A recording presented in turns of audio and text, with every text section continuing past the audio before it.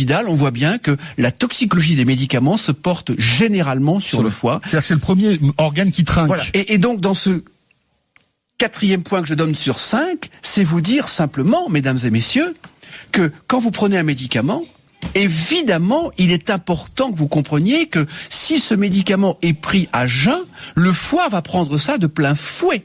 Donc, d'une façon générale, il faut prendre des médicaments au moment des repas, et notamment pour les feralgan, et notamment pour le paracétamol, qui est un médicament qui est pris par certaines ou par certains comme des bonbons.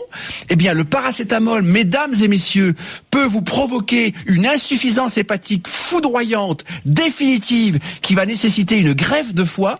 Donc, le paracétamol, c'est jamais entre les repas, c'est obligatoirement pendant les repas.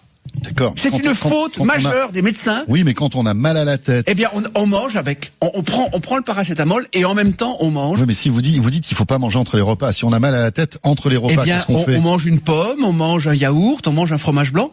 Avec, ça permet d'accompagner et de préserver le foie parce que si vous voulez, je connais des patients. En gros, pas de Doliprane à jeun, quoi. Voilà, jamais, pas de paracétamol entre les repas. Et si vous prenez un paracétamol, l'ibuprofène, même chose. C'est pareil, c'est encore pire. C'est une bombe nucléaire. Parce que c'est pas le fait de prendre un ibuprofène comme ça dans la vie. C'est quand on prend de l'ibuprofène, il y a des gens qui en prennent, mais vraiment tout le temps. Et ça, ça ne va pas. Et l'aspirine, c'est mieux ou pas ?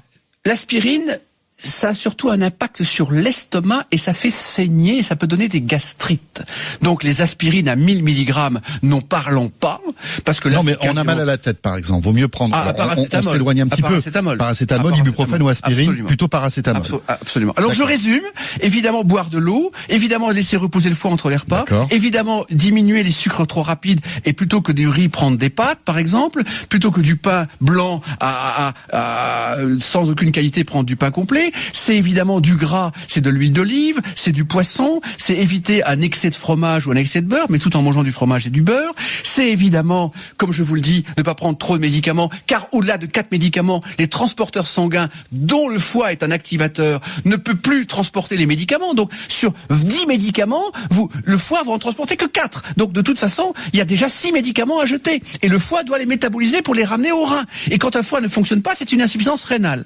Et dernier point majeur, alors là, le 5e point, si vous voulez garder un foie, et je vais résumer le tout si vous le permettez, c'est évidemment un verre d'alcool pendant un repas.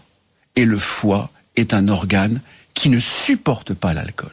C'est-à-dire que ça détruit tous les réseaux structurants de la fonction hépatique. Et évidemment, quand les réseaux L'alcool est l'ennemi du foie.